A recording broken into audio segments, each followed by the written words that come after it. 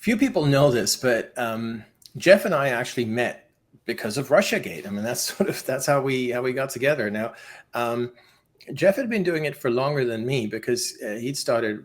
You started writing about this, and I read your articles, and they were fantastic.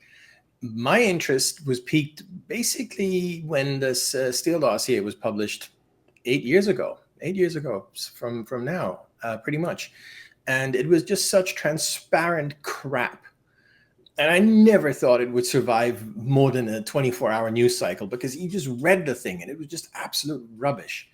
And then, of course, it did. And then everything got escalated, and you got Mueller and this and that. And at some point we just connected and we started talking a bit more in depth about all these various issues.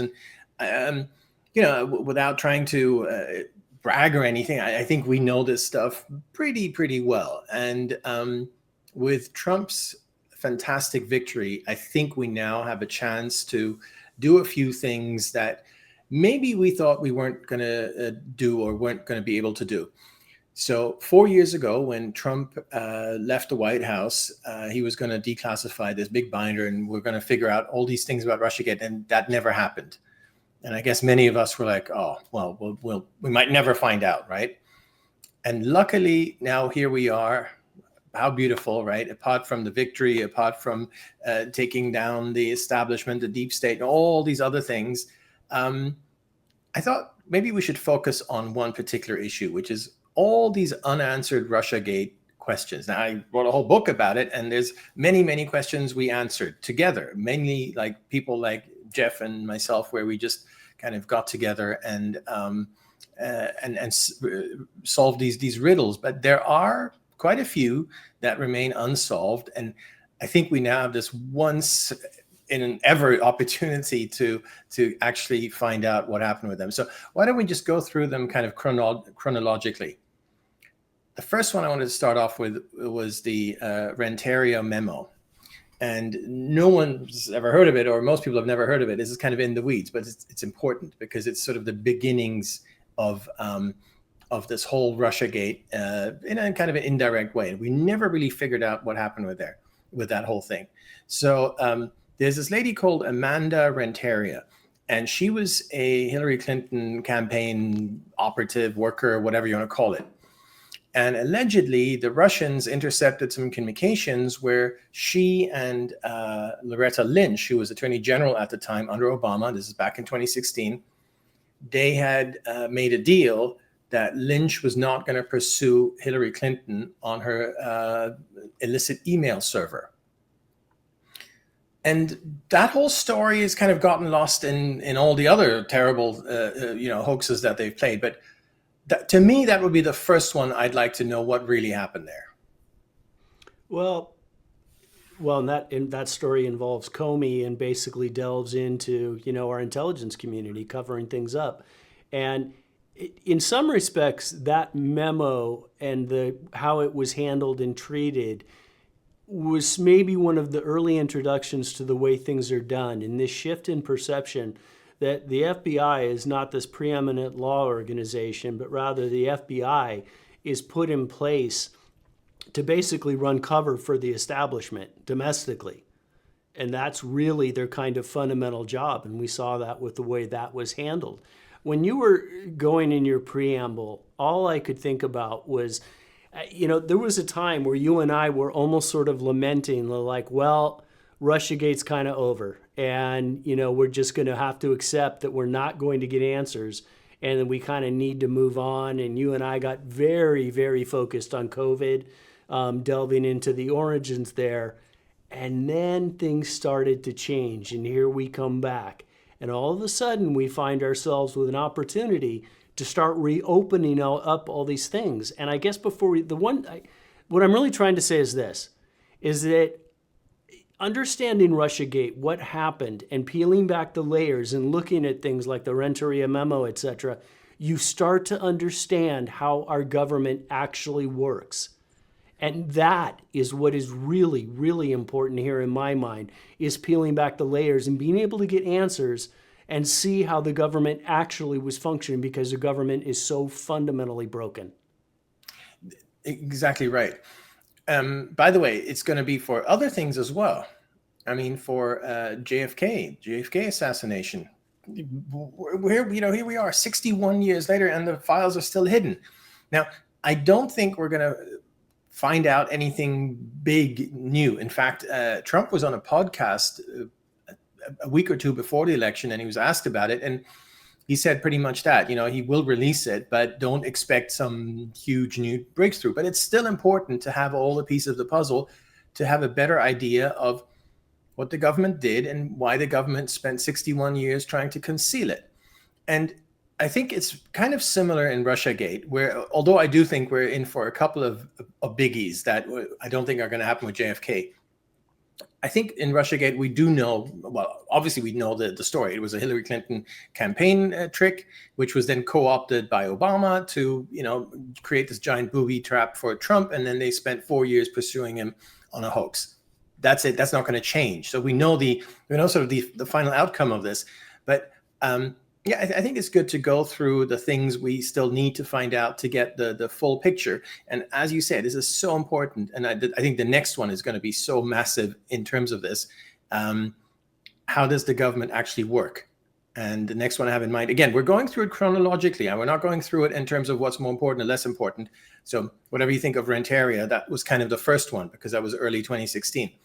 The next one I have here in mind is the DNC hack. Supposed hack. So we're talking May, June 2016, still quite early. I've called it the Holy Grail many, many times. We still have no idea what happened there. We know that the government immediately blamed it on Russia. We know that the Washington Post, in particular Ellen Nakashima, immediately, I mean, the emails had just been hacked or exfiltrated or whatever. I mean, literally just a few days earlier, and she was out there doing this big piece of Russia to help Trump. This is June of 2016. So the narrative was already set. And yet here we are, 8 years later, and we still don't know anything about that. The technical data hasn't been released. There's still no agreement about whether it was a hack or an exfiltration. Exfiltration means someone inside just got a USB stick and got the stuff. We don't know the purpose of it. We do know it was probably not Russia because of all these red flags, but to me that was always a big one, and I really hope we finally find out what actually happened there. Even just in the way that was handled, I guess first off, you mentioned Nakashima, and I just bile rises in my throat. There's probably no deeper state stenographer than Nakashima. She's been involved in everything and has been the most effective one out there about running cover for the establishment. She knew about Hunter Biden's laptop and would refuse to write stories on that. The DNC finds out that they've been hacked, and what do? They run to Perkins Coie lawyer Michael Sussman. That's their very first action, and have him step in, and he's the one that ends up getting CrowdStrike. And lo and behold, the FBI miraculously somehow accepts that they shouldn't get involved. Why? Because I think they kind of needed plausible deniability. I think they knew exactly what happened, but couldn't officially go in. So as far as, I don't think the FBI has even done any attribution work on the whole thing. So it's just been this giant sinkhole where it gets turned over to, the DNC lawyer, and off we go. And of course, we know Sussman was the same guy that was involved in Alpha Bank and all of the other things. It was no accident. You got to think that was an internal, well, that's my thought anyway, is that was an internal release as opposed to any kind of a hack. And I don't think either of us think it had anything to do with Russia. Right. And for that one, that has been a topic of, just to kind of maybe give a bit of background here on what kind of happens in the background, not online directly, is there's a few of us who just kind of communicate offline and try and pin things down. And the DNC hack is one of those where that was still ongoing and is ongoing to this day. In particular, our friend who goes by Undead Foya, so you can look him up, and he's been trying through FOIA, the Freedom of Information Act, to sue for files from Georgia Tech, because those were these operatives who worked for Sussman, the Clinton and the DNC campaign lawyer, And there's an overlap between them doing the Russia DNC hack attribution and them doing this alpha hoax that supposedly tied Trump to Putin. So it's the same team of people. And so he's been trying to get the files on that, and he's had some success recently. So that's an ongoing thing. But with Trump back in charge, I think hopefully we can just shortcut that process and just get straight to the point and just release the documents, release the underlying data. We don't have it. We don't have the technical data of the hack. It's just never been released. We just have Mueller say so. Mueller wrote an indictment. He said, "Oh, bad Russians did it," but there's nothing substantive in there other than an accusation. So the next one I have on my list is also one of those Well, just before we go further, I don't know what you think, but I have a feeling that if we ever get to the bottom and understand the DNC hack, that's going to open up the doors and allow a lot of other things to fall into place. 100%, because once that one falls, once that one had nothing to do with Russia, I think the perception just across the public that of anything of any of these things having to do with Russia could fall apart quite quickly. So no, that's why I always kind of call it the Holy Grail, and I still think that. But I have a new contender here for Holy Grail. You and I have been working on this. Steve McIntyre has been working on this. That's the next one on the list. This is such a huge part of Russiagate, which is hardly ever talked about, and we don't really know anything about it other than we have this little memo. On July 28th, so again, we're going through this in order, chronologically. On July 28th, CIA Director John Brennan goes to the White House and tells Obama that this whole Russiagate thing is a Hillary Clinton dirty tricks campaign. And we have the memo. So that actually happened. But we don't really know much beyond that. Supposedly, the CIA found out because of Russia having somehow intercepted communications to do with the Clinton campaign, or something. We just don't know. Or did they just intercept it themselves and blame it on Russia? Or, whatever. We just don't know. But the angle that we've been working on, again, some things you can't just go and tweet them out because you just don't know. I'm not going to go and say this guy did it or that guy did it, because, you need to find out more before you do that. So this is one of them that's we've been working on for a long time now in the background as to where exactly did that information come from. Now, without revealing too much, can I say this? I think it might have something to do with Brookings, but Brookings does come up a lot in these stories, so that might not be that surprising after all. Anyway, that's one we're working on. But again, Trump can help us tremendously by just releasing all the files. Just tell the CIA, because obviously they know where the memo came from. Yeah.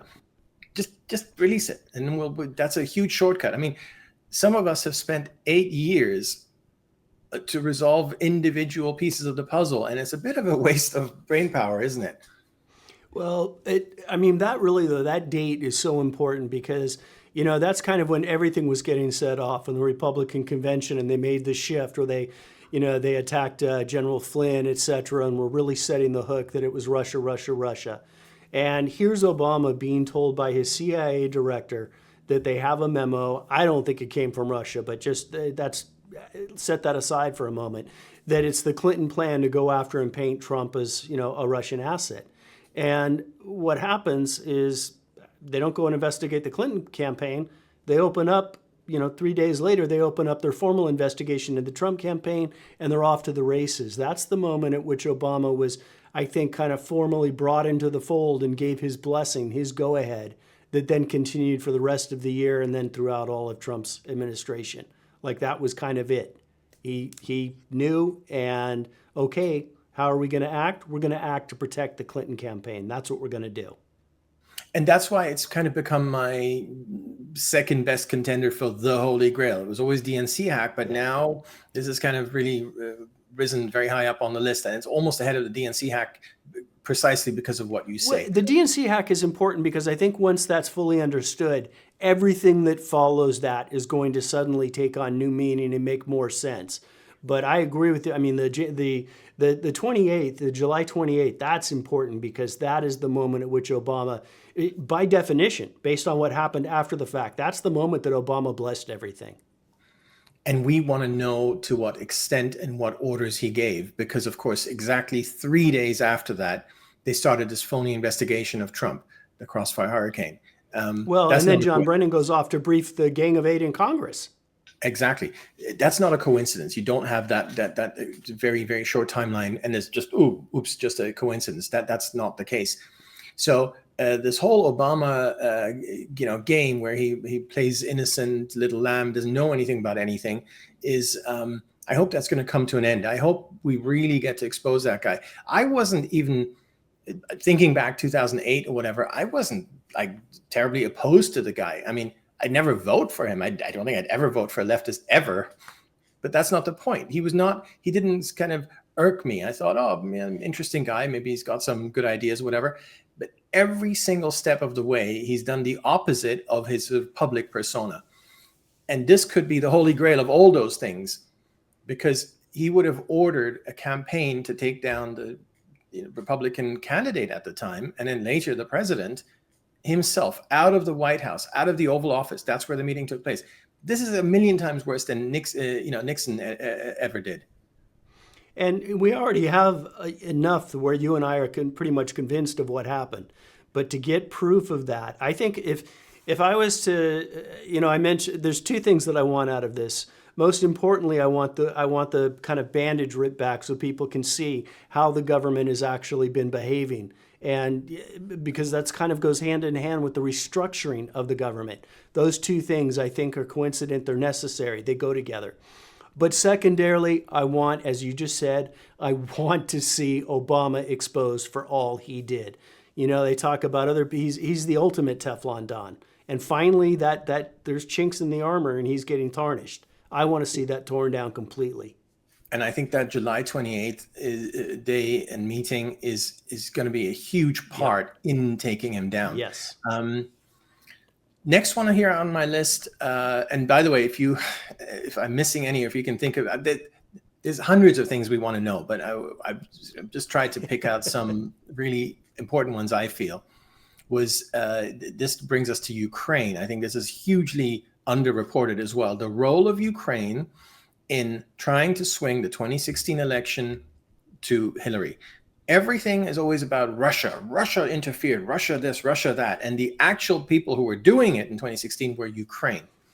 And we have a lot of different data points. We have these posts by the Ukrainian prime minister and all these things about how terrible Trump is. The ambassador of Ukraine wrote an article, I think, in The Hill saying how terrible Trump was. And so you don't do that as a foreign country.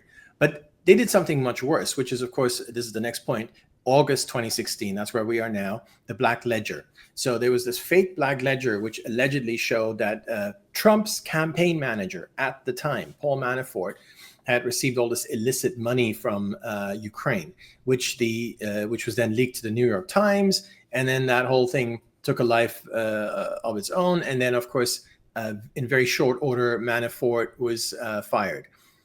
That was terrible for the Trump campaign in the moment. It looked like chaos. Everything looked terrible, corrupt campaign manager, all the usual kind of themes.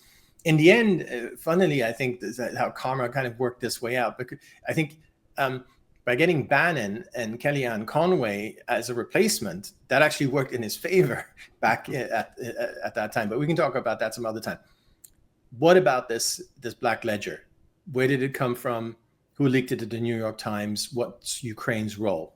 All these questions that we have and that need to be answered. Well, I think we do know some of the answers to that. But first of all, just it's probably important that people that understand that Ukraine has been the common theme that's run through things forever. Going back, you start back to Newland instigating in the Biden and Joe Biden as VP instigating the Maidan Revolution.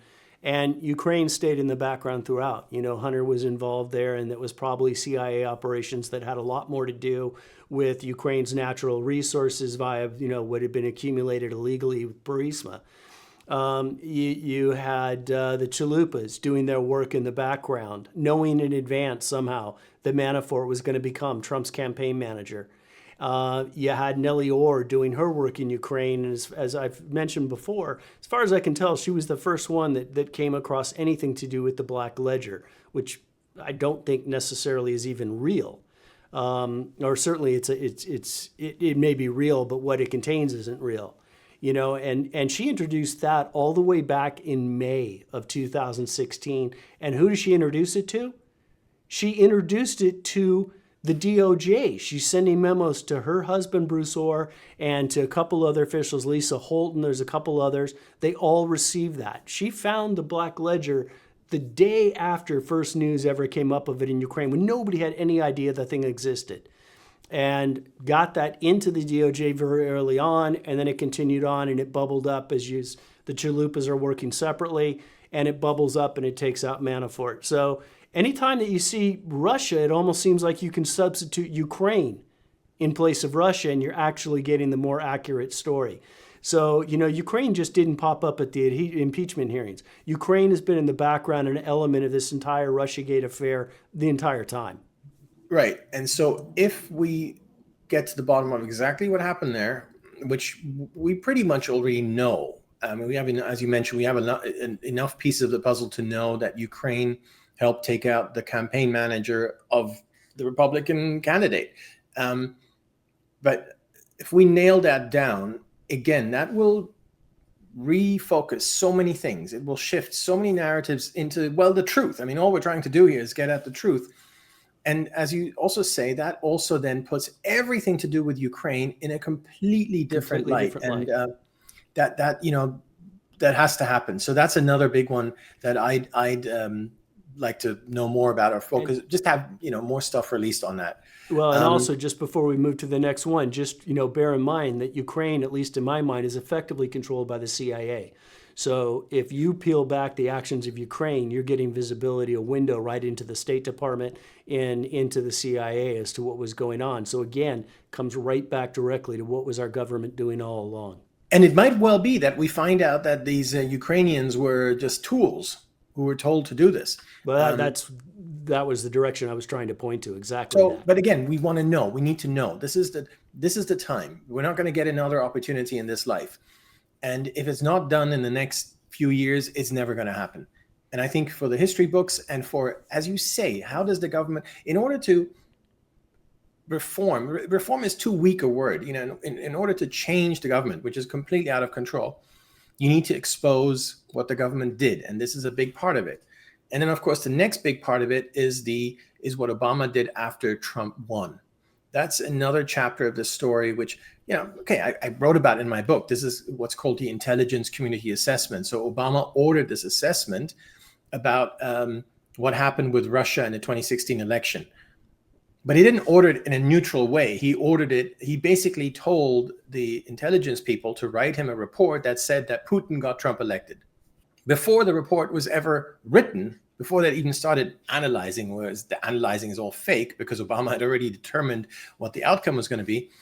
Anyway, we know all that, but because before any of that supposed analyzing took place, the Ellen Nakashima put out a story that the intelligence community has concluded that Putin elected Trump.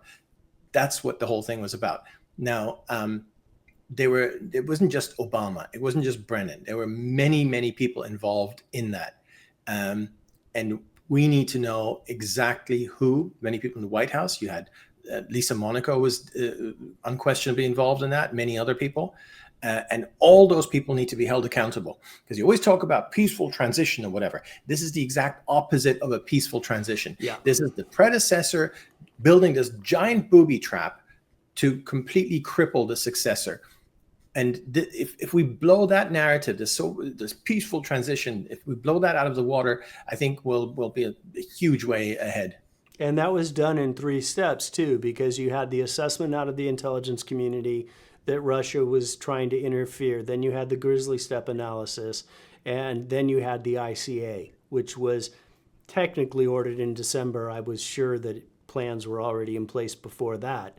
Well, Strzok had the day after the election in 2016, November 9th, it was that text exchange between Strzok and Lisa Page, who was his lover, but also the top lawyer for Andy McCabe, who was the deputy director of the FBI.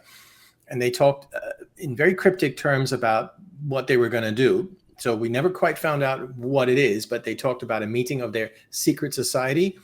And obviously they talked about Trump winning being a really, really bad thing that they had to push back against. So I completely agree with you. I mean, that was kicked off right away. And by the way, the same text messages from a bit earlier also reveal that POTUS wants to know everything. Mm-hmm. Obama again. All roads lead back to Obama. That never got enough attention, Yeah. because that ultimately we're going to find out that, well, first of all, he probably already knew everything, but that, that just shows his level of involvement. And of course, the ICA was used, even though it's a garbage document, was used to just foment all the rebellion that we saw in 2017 and into 2018. And then, of course, then Ukraine comes back into the picture. And then sticking with Obama, I mean, essentially we're talking about exposing Obama. I mean, in some of these issues, it's kind of more tangential, but in other issues, it's the core, like the ones we just mentioned, and the next one as well, which is the infamous January 5th meeting at the White House, that's the one where Comey briefed Obama on the Steele dossier. Supposedly, I'm sure he knew about it before. That's when they decided to go after General Flynn. That means Comey, Joe Biden, and Obama. And then Biden. Yeah, and then things happened in very short order after that day, January 5th, 2017, right? And then had the secret meeting. Well, the meeting wasn't secret, but what was said remains a secret because we just don't know what was said, other than the notes where Joe Biden ordered them to go after poor General Flynn on this Logan Act. This Logan Act crap. Same meeting that Susan Rice memorialized in an email, which was meant to hide what was actually said at that meeting.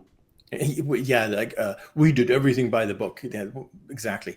So what exactly happened there? Because the very next day, Comey briefed Trump on the dossier, which he knew to be fake, which he knew to be fraudulent at the time. They had already identified this fraudulent primary subsource as Igor Danchenko. They knew the whole thing was a total hoax. And yet he made it into this big thing. I'm going to have to brief you on this. The only purpose of that briefing, January 6th, was in order to leak to the media that Trump had been briefed. And by leaking that to the media, then suddenly the media could run with the dossier, because suddenly the dossier had this credibility because, after all, the FBI director just briefed the incoming president. And then, of course, 4 days later... That briefing, though, itself, Comey even said when he was questioned about it, what did you brief Trump on? Well, I briefed him on the salacious aspects of the dossier. Well, why did you just brief him on that? Well, we know the answer. They didn't want the rest of it coming out. But his answer was that's what the intelligence community wanted him to be briefed on. And it was just to set the hook.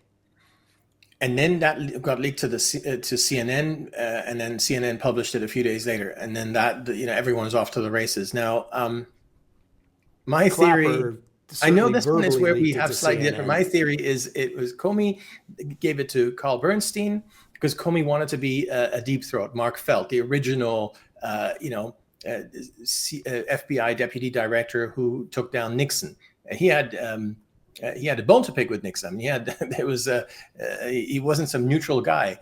But anyway, I think Comey saw himself as the next Mark Felt. And of course, Carl Bernstein is the same character. He was the guy back in Watergate, and he was still around. So I can't prove it, at least not yet. But that's another one we need to figure out. How exactly did that get to Jake Tapper and CNN? Yeah, our working theory on that right now is that Tapper told CNN about it, and Comey actually got them the document. Yep. Maybe a few more here. I mean, the Sessions recusal always bugged me. There's this one memo that I think we got in the kind of latter part, last month or so of the first Trump administration, where it's redacted and then it's partly unredacted. Anyway, the bottom line is that the FBI came up with some excuse to get Jeff Sessions to recuse as Attorney General in order to then get this Mueller inquisition without Sessions being there to be able to stop it. And we never found out what was said to get the recusal done, other than some fake reason about Sessions had once met the Russian ambassador, which is the most stupid excuse ever, because every single senator has met the Russian ambassador. But There's something that where it says we're not allowed to talk about it. This is internal FBI. So there was probably more that was said. There was more pressure brought to bear. And I'd like to know what that was, because whatever it was totally fraudulent in order to get rid of the attorney general. Well, and we still don't know who leaked General Flynn's conversations Exactly. to this date. That's another Ignatius. one. Well, that was David Ignatius. That's right. Yeah, we know who received it. We just don't know who. That's right. But the thing that's, I think that's so important about it is that they were not his real conversations. Right. Whoever leaked it to David Ignatius, it was a fake leak. It was like General Flynn talked to the Russian ambassador about sanctions, which never happened. We've seen the transcript, never happened. So someone in the intelligence community leaked it to Ignatius, but it was a fake leak. And that right there, you just touched on something that probably doesn't get talked enough about. And that is the fact that the media, so many of the media, members of the media at the high level know a lot of what happened. Ignatius knows that he was lied to. That's fact. He knows who leaked it. He's never told that story, right? Doesn't even have to name the official. He's never told that story because these guys are all part of it. They're more than just they're more than just willing participants or collaborators. And exactly. We've seen that time and again. How many times have we mentioned Nakashima's name just during this? Well, she's Tapper knows. Tapper knows where this whole dossier scam came from. Yeah, Tapper knows everything. That's right. And then they go on TV and pretend to be journalists when in fact they're just covering up the truth. So anyway, to maybe kind of close us off here. Well, there's one more thing I'd like to know about. Well, there's a million things, but one more thing that was tickling me was I'd like to see the briefings that Comey gave to Congress in 2017, probably the beginning of March. Yeah, it was. And I'd like to be able to contrast those with the briefings that Brennan gave to the Gang of Eight. Why would Brennan go give a briefing to the Gang of Eight back in August and September?